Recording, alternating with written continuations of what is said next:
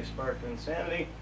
This here is Chris, who's usually behind the camera, our host with the most, whose brain is quite possibly toast. Welcome to Fireside Cigars, your one-stop spot for tobacco knowledge. Other kinds of knowledge, too. That's not fit for camera. No.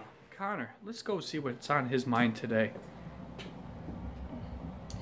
Another question about Cuban cigars. Today, this segment is Connor's Corner, and I'm going to talk to you about the Cuban conundrum. About specifically how Cuban cigars aren't what you think.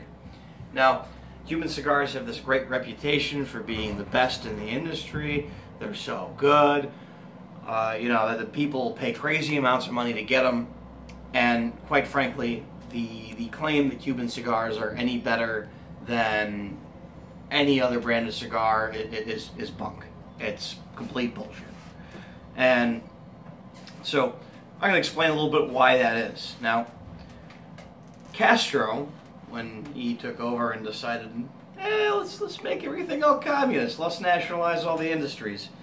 That includes the cigar industry. So, and naturally, the U.S.'s response to that was an embargo, which is why you can't buy them here. They're considered contraband. Now, there's a big problem with that. All the influential growers, the rollers, everybody who had anything to do with tobacco, the cigar making process, went to other countries: Nicaragua, Honduras, the Dominican Republic, just to name a few, Cameroon. So they fled so they could continue to export to the United States because there weren't embargoes in place there, and they had a similar climate. And they actually took the same seed tobacco with them. Now, later on in the line, Cuban cigars are still pretty good. You're still working with the same material, but they stopped innovating. There are trends in the cigar market about, trying different processes and really catering to certain crowds. Like Camacho did their entire rebranding based on people who like bigger, bolder cigars, and that's worked out marvelously for them. There are a number of cigars that I really love by them. But the Cuban market didn't do any of that, and I'm not saying that they're dog shit, but there's just a lot better stuff out there.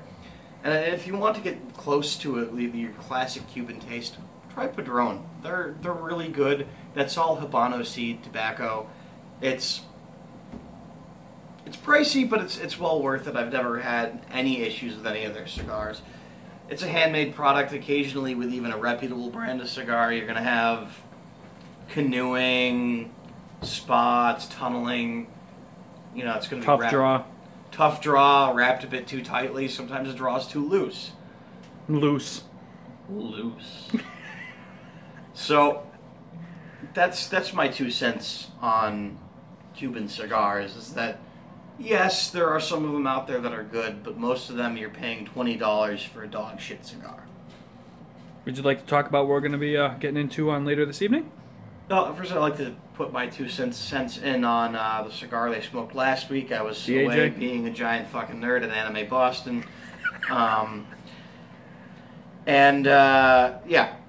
had it. I actually had it before I knew we were going to do a review video on it. It's good. AJ Fernandez usually does a good job, and I agree with the flavor notes that Chris and Josh had. The one thing I will say is that, well, it's good. I actually prefer AJ's New World line. That was actually the base for the Belas Artes.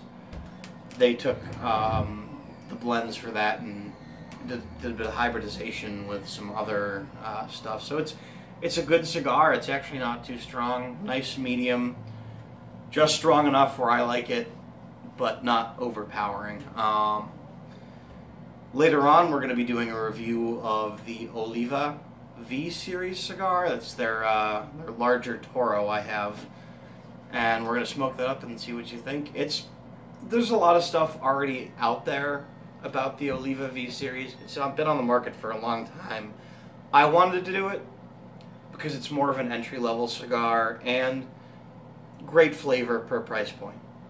They're not expensive at all. They're like $8 for the size I have, and they even have smaller sizes that are around $5 a stick. So it's perfect if you're just figuring out what you like for cigars. The only other thing I can say about that in particular is that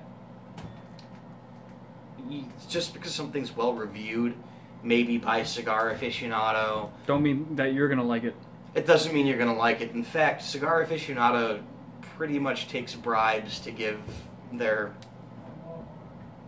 whoever's giving them cigars that week. If you want to go to a magazine that has much fairer reviews, go to Cigar Snob or Tobacconist.